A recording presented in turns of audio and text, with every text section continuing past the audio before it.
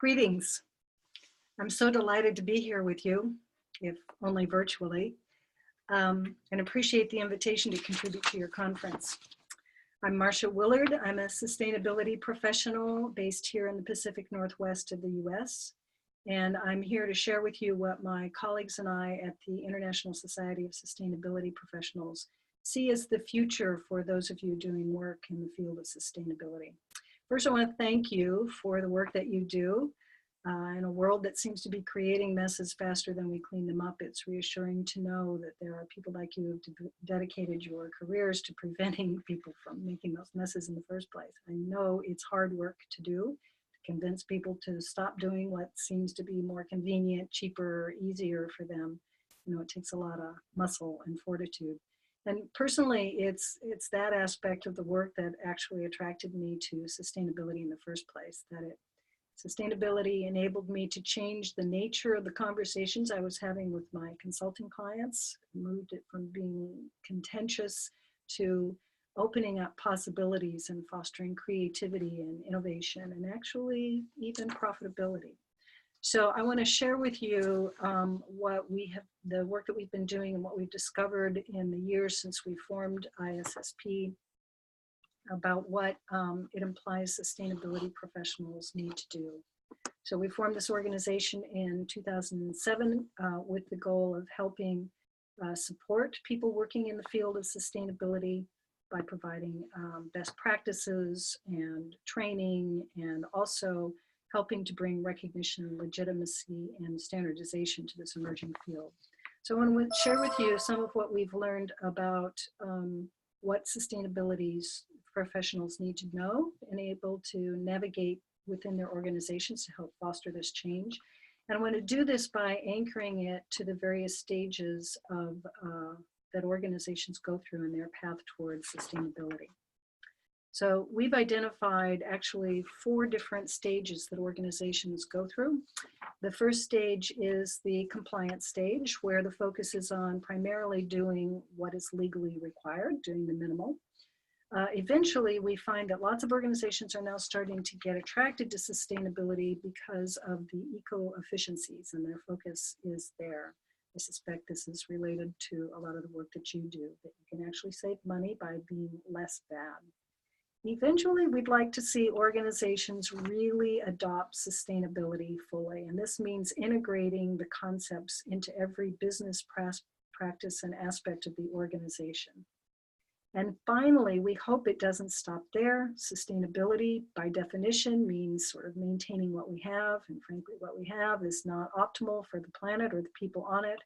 So eventually, we would love to see organizations be actually purpose-driven and regenerative in their approaches. So let me illustrate each of these stages with some examples and share with you what we've discovered is incumbent upon the professionals working in these organizations in terms of what they have to learn how to do. So beginning with compliance, staying on top of the ever-growing number of global regulations can be tough work, especially if you are in a heavily regulated industry. Sometimes the laws are local. I know that in the Philippines, you're facing restrictions around forestry and mining. And sometimes the laws are global, as is their concern. So if you're doing business with outside of the Philippines, particularly with the European Union or with countries in North America, you'll be grappling with regulations that impact trade restrictions, and curbs on what can and cannot be in the products that you export. But even if you're not in an industry or in a business that's operating internationally, you can still be impacted by these regulations, as they tend to have a trickle-down effect in the supply chain. Also, we're seeing global political and public pressure around greenhouse gases. The Philippines is a signatory to the Paris Accord, which will imply eventually reporting, if not standards and strategies for reducing emissions for most organizations. So paying attention to these things as a professional within an organization implies that you'll have to develop special skills to help organizations understand how to reduce their risks, how to stay competitive and get from being left behind in their industry, how to be proactive instead of reactive, since being reactive can be an expensive strategy. So that is going to imply that you have to get smart and educated about how to explain sustainability simply and clearly to the people that you're working with, about how to demonstrate the financial and strategic value of your ideas, building the business case for why it's a good idea to pursue sustainability, and also to help organizations identify the big wins and the quick wins to help maintain the momentum of the efforts that you're implementing. But eventually, organizations will recognize that there's more to this than just obeying the law, that there's actually money to be saved if you start to pursue sustainability. So some examples of this. Walmart, for example, saved $231 million in the first year of their waste reduction efforts. Biggest retailer on the planet, seeing big money. I also love this story about United Parcel Service, who used their logistic technologies to design delivery routes for their packages, their drivers, that eliminated left turns in their routes, thereby saving 3 million gallons of gas a year just from reducing that idling time of waiting for the light to turn green for them. But it's more than just about what comes out of your dumpsters and your smokestacks and goes into your tailpipes. When we think about how products are produced, if you look at the full life cycle of how things are made, that by the time we consider all the resources that went into helping an organization produce even a single product, that only 6% of the resources that were originally harvested and mined along the way actually end up in the product. 94% of it goes to waste. And tragically, of those products, 89% of them end up in the landfill within 6 weeks of the point of sale. So this is an economy, a system of production that is incredibly wasteful and leaves tons of opportunities for improving how things are done. And that's going to mean for you as a sustainability professional working in these organizations is to get even smarter about how to identify sources of waste. It means being savvy about supply chain management. It means being able to conduct audits and assessments. You'll be managing teams and projects to help initiate some of these changes. It means that you need to design and implement a management system to track all of this, and that you'll be designing reports and writing reports to demonstrate the value of everything that you've done. Eventually, we hope that you're able to shepherd your organization to what we consider full sustainability, at the point at which it's not just a set of projects that we do, but it's about integrating the principles of sustainability into every aspect of the business. So not every function will be impacted in a fully sustainable organization. It's going to change your human resource practices in terms of what goes into job descriptions, how you hire, what you promote and pay for, how you evaluate people.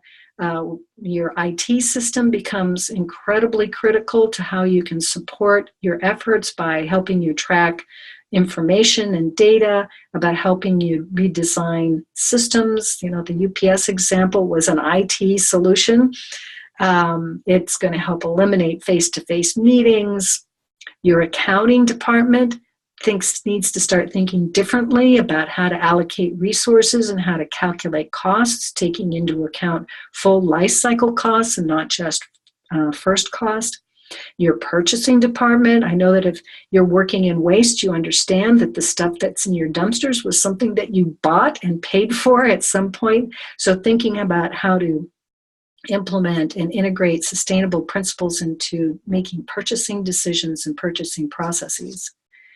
Beyond that, though, it also implies thinking about the very design of your product and services, about helping your organization perhaps implement biomimetic principles to help think about how to make products without using synthetics and lots of energy, doing it the way nature does it. It implies thinking about how to design products, not just taking into account the environmental impact of its production, but what happens to it after it leaves your factory and is in use by your customers, and what they do with it at the end of life, right? So thinking full circle about these things.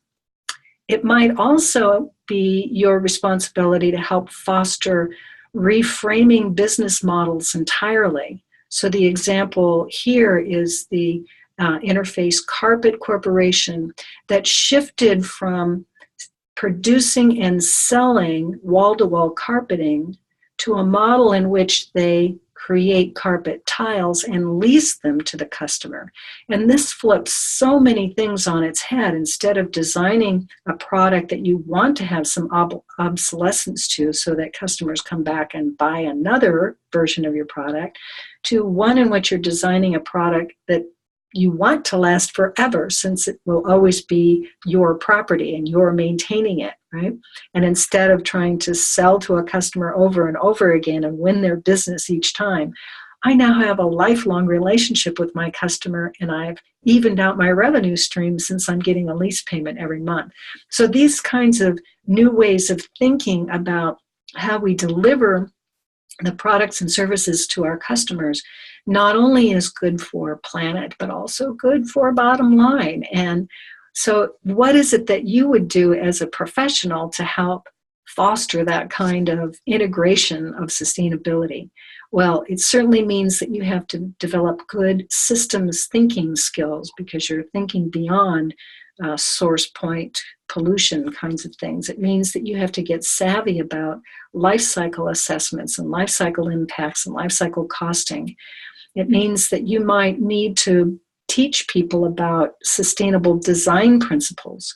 You're going to be managing whole organizational change efforts, since now these things will impact multiple departments and multiple functions at once.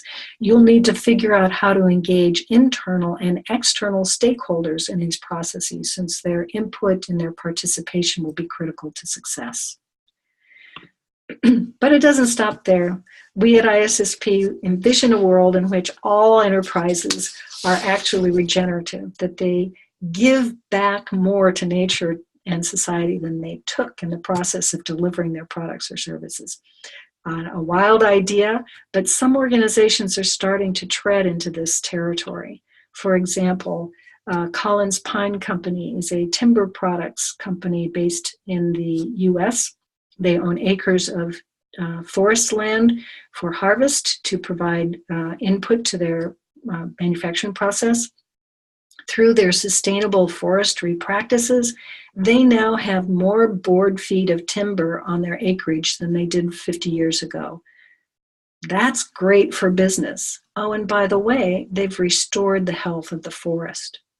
Similarly, the city of New York was looking to expand its water filtration system to meet the growing demands of the large city, and originally thought they would have to build a new water treatment facility plant. It was going to cost them $8 billion to build it and $300 million a year to operate it.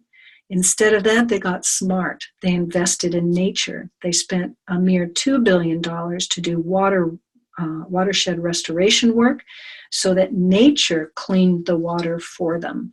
So a one-hit $2 billion bill instead of $8 billion and $300 annually. Smart thinking, and they restored nature in the process.